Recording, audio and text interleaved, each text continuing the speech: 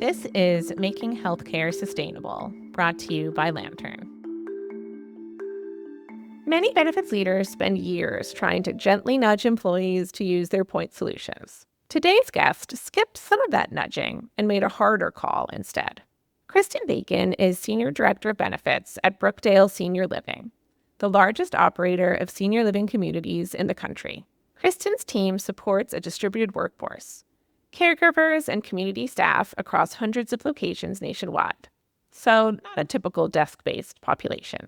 Recently, her team made a move more benefits leaders are considering these days. They decided to require employees to use a network of excellence for certain procedures. We're going to get into what engagement looked like before that decision, what changed after, why they pulled that lever, and what she'd tell other benefits leaders weighing the same move. Kristin, welcome. Thanks for joining me. Thank you. Thanks, Nancy. I appreciate you having me. Of course. So I'd love to kick off with hearing a little bit about Brookdale and who you support and, basically your workforce and what kind of work they do.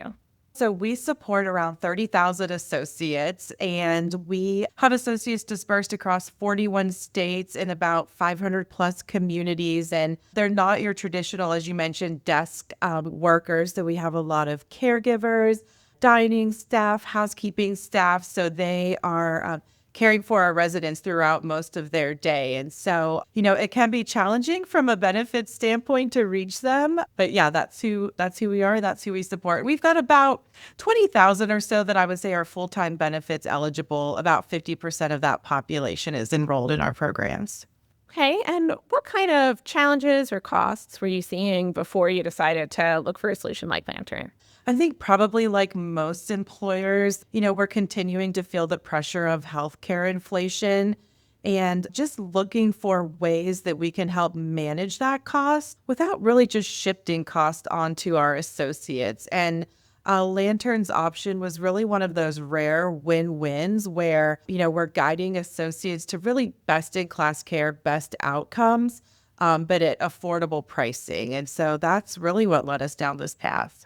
Yeah, and I feel like you started to hint at it, but it sounds like your employees, they're not checking email all day. So I imagine it can be somewhat challenging to inform them about their benefits. So what are some of your typical approaches when you're trying to spread the word? Yes. So we will try any and all means of communication to reach our population. So it is challenging because your traditional emails do not necessarily reach everyone. And so we will go that route, right? We submit emails or send those out to our population.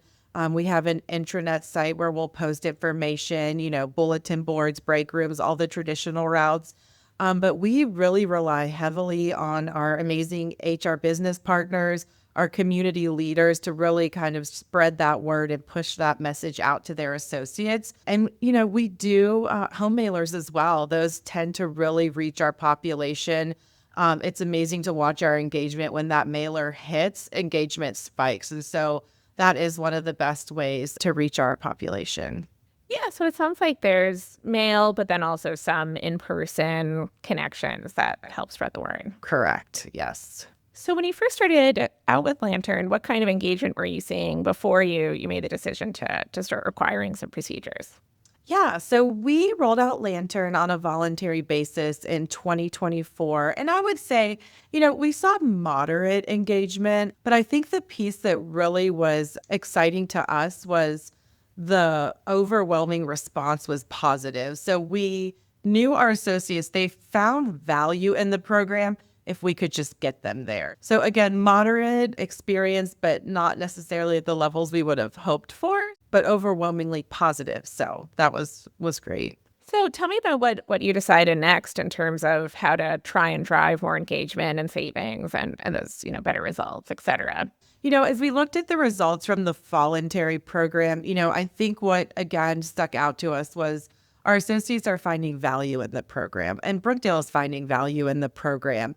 But the key gap was really engagement. And so, we really decided that we're going to move to mandatory for some of the, more high cost, complicated procedures, joint and spine surgeries. And, I think that Lantern, like I mentioned earlier, is one of those rare win-win cases.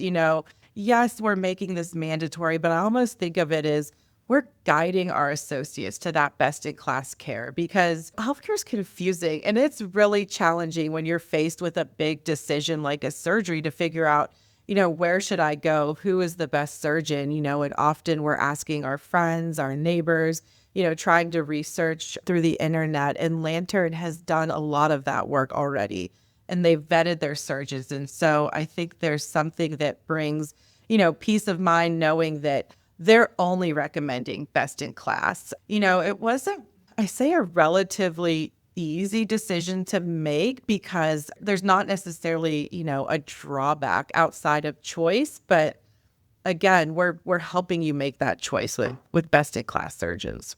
Yeah, I know sometimes benefits leaders are concerned about noise or, employee complaints. Was that something you all were concerned about?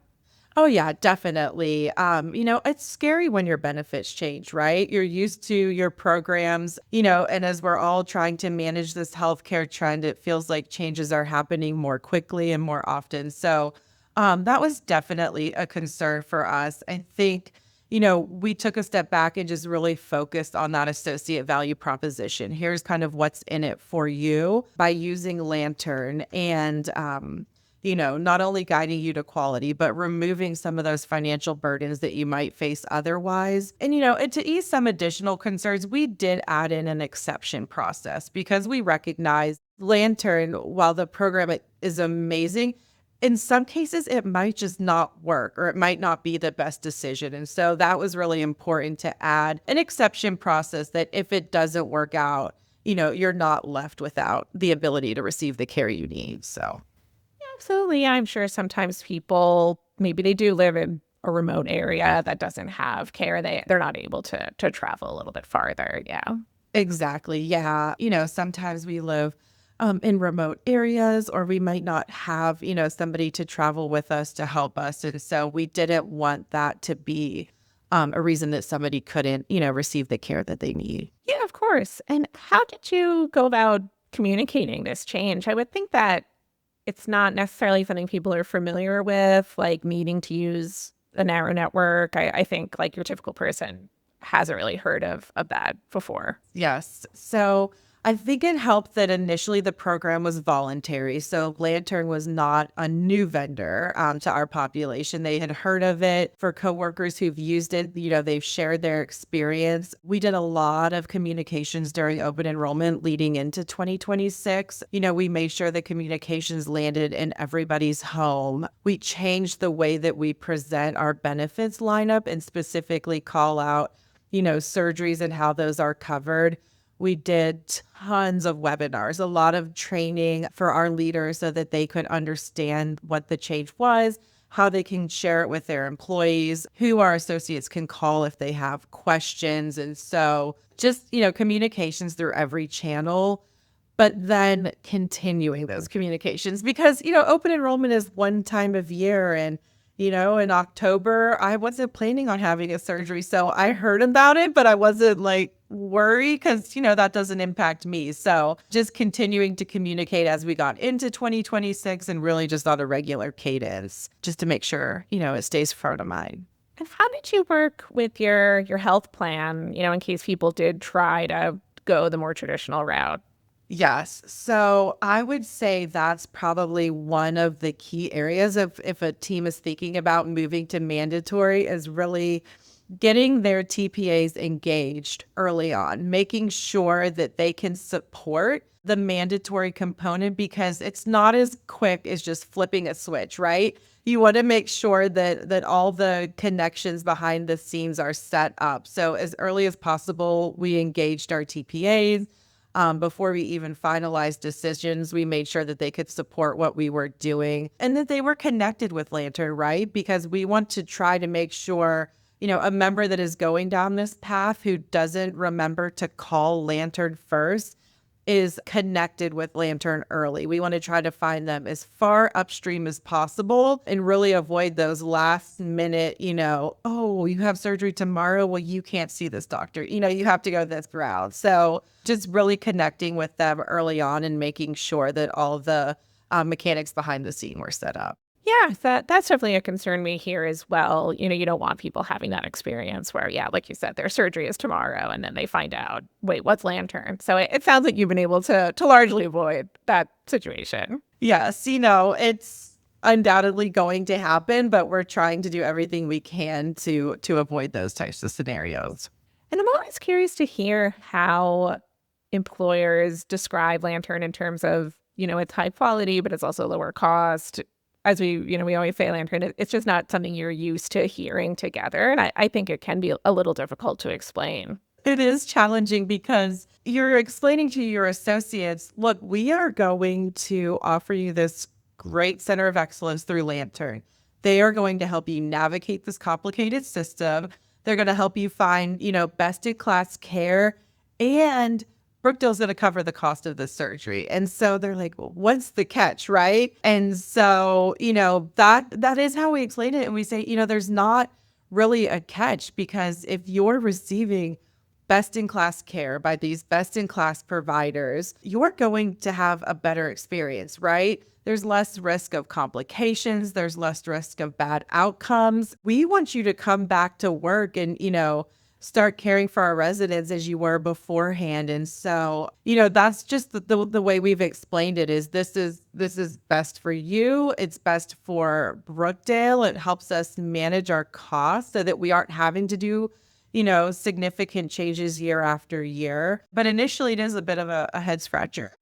Yeah, that's a good angle, though, to bring up like, hey, we want you to be able to come back to work. We don't want you to have to get a new surgery or like be in recovery for months at a time. I feel like I could see that clicking for people because, a business is a business. It's not like, oh, it's just out of the kindness of our hearts. Like, Right.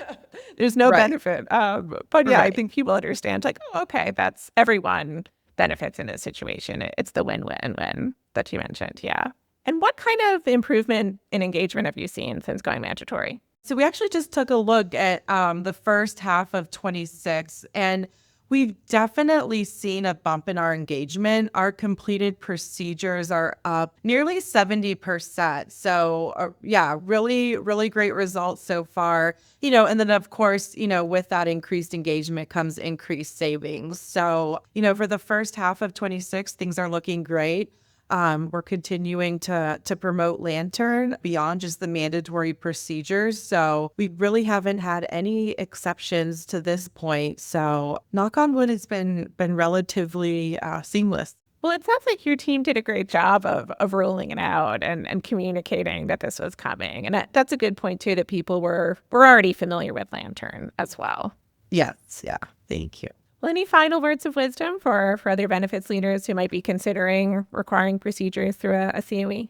Yeah, it is a little bit scary to think about making certain procedures, mandatory. But I would just say, really think about your program that you have today. Be honest about your voluntary adoption. Even high value programs, sometimes, we see limited uptake if the employee has to initiate participation themselves, because it's just not often top of mind. And so, I think guided or mandatory pathways can really expand access, improve those outcomes. And, mandatory doesn't always have to have a negative connotation, right? We sort of thought of it in a similar fashion to, 401k plans, retirement programs. Historically, the plans saw, really limited uptake.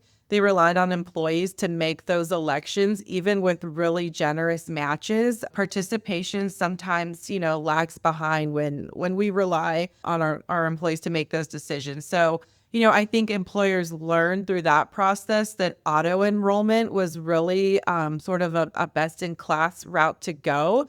Employees enrolled, they were saving for retirement, and we saw adoption just increase. We sort of think of it in a similar fashion, just as automatic enrollment, dramatically increased 401k participation.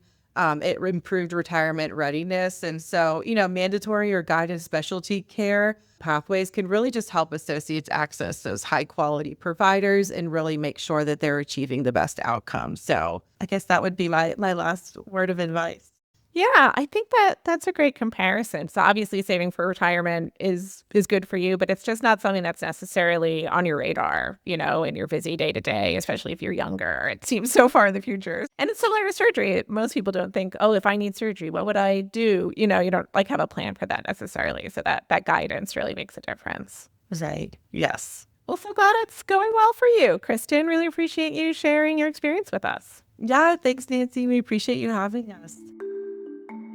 Thank you for listening to Making Healthcare Sustainable. If you want to learn more, be sure to check out our YouTube channel, Lantern Specialty Care, or check out our website where you can find additional resources.